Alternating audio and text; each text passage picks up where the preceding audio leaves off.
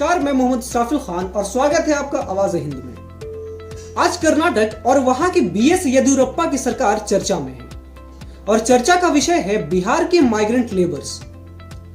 1 मई को गृह मंत्रालय की तरफ से एक प्रेस रिलीज जारी किया जाता है। देश के अलग अलग हिस्सों में लॉकडाउन की वजह से जो मजदूर फंसे हैं, जो अपने घर जाना चाहते हैं, उनके लिए श्रमिक स्पेशल ट्रेन चलाने की मंजूरी मिलती है, जिसके बाद देश के अलग अलग राज्यों से फंसे मजदूरों के लिए ट्रेन सेवाएं शुरू की जाती है।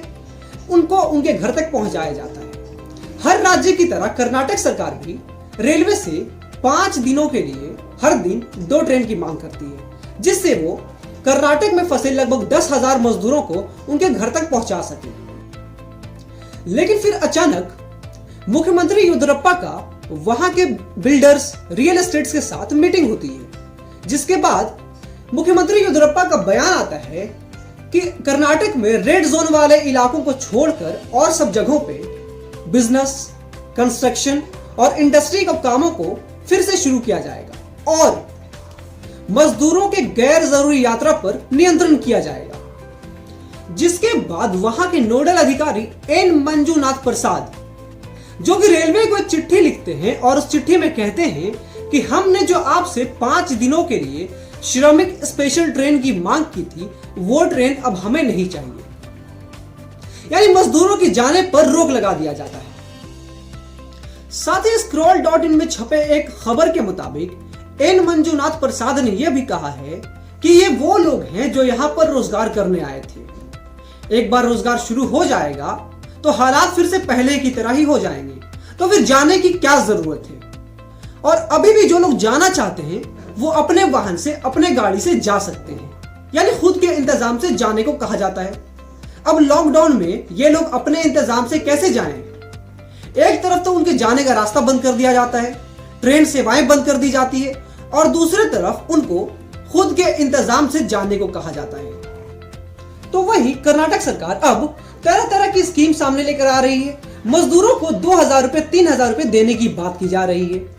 तो इसी बीच मैं वहां की मुख्यमंत्री से सवाल पूछना चाहूंगा कि कहां गई थी आपकी ये मदद, जब वहां के मजदूर, जब बिहार के मजदूर जो वहां रहते हैं, जब वो राशन और खाने पीने की चीजों के लिए परेशान हो रहे थे और पैदल तो कोई साइकिल से बिहार के लिए रवाना हो रहे थे। उस समय आपकी ये सब मदद कहां गई थी?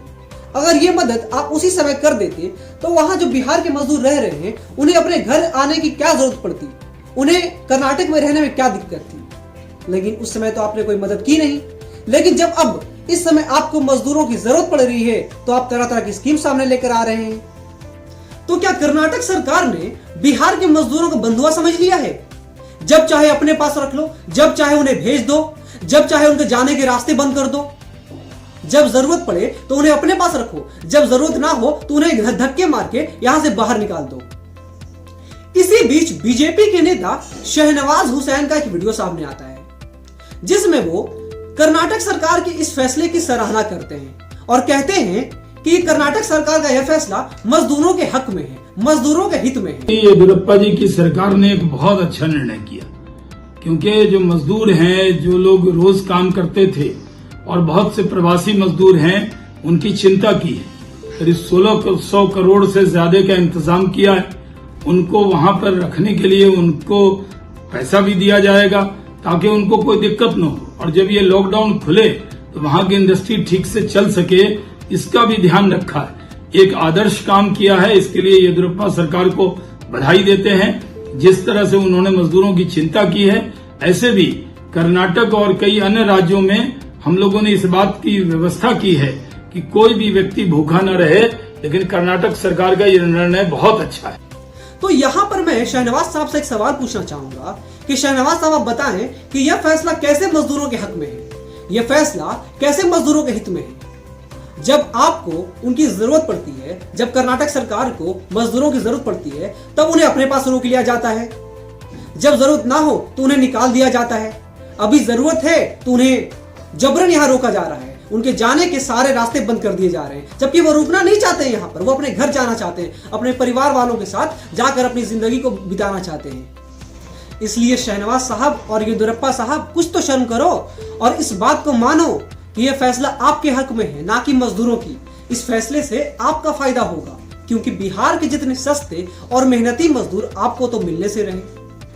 इसलिए इस बात को मानो कि यह फैसला आपके हक में है और इसलिए हमने उनके जाने के रास्ते बंद कर दिए, हमने ट्रेन सेवाएं बंद कर दी, हमने उनके जाने के सारे रास्ते बंद कर दिए। इस बात को आप मानो कि यह फैसला आपके हक में है, ना कि मजदूरों के। कर्नाटक सरकार के इस फैसले पर सुप्रीम कोर्ट के सीनियर एडवोकेट संजय हेगड़े का एक वीडियो सामने आता है। वह वीडियो दी क्विंट पर है, आप वहां जाकर देख सकते हैं। उस वीडियो में हेगड़े साहब कहते हैं कि यह फैसला असंवैधानिक है और इस फैसले की वह निंदा करते हैं। यह फैसला असंवैधानिक इसलिए है क्योंकि हमारा संविधान हमें हक देता है कि हम पूरे भारत में कहीं भी एक जगह से दूसरी जगह आ जा सकते हैं अपनी मर्जी से, हमें कोई भी रोक नहीं सकता। लेकिन इससे येदियुरप्पा साहब को क्या, उन्हें तो अपनी अर्थव्यवस्था की पड़ी है, उन्हें तो अपने बिजनेस, अपने कंस्ट्रक्शन, अपने इंडस्ट्री चालू करने हैं ना।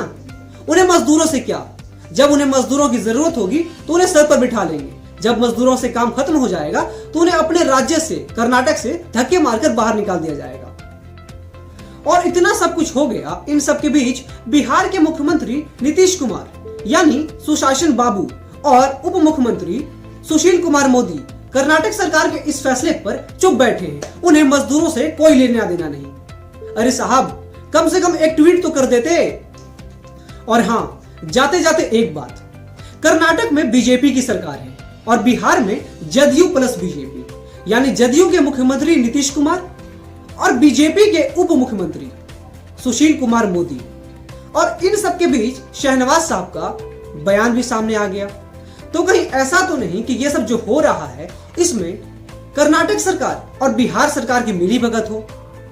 और हाँ, जो बातें मैंने बोली है इस पर सोचिएगा जरूर। 2020 के अंत में बिहार में विधानसभा चुनाव है और आप अपनी ताकत जानते हैं। खैर, आगे आप खुद समझदार हैं, सोचिएगा जरूर। धन्यवाद।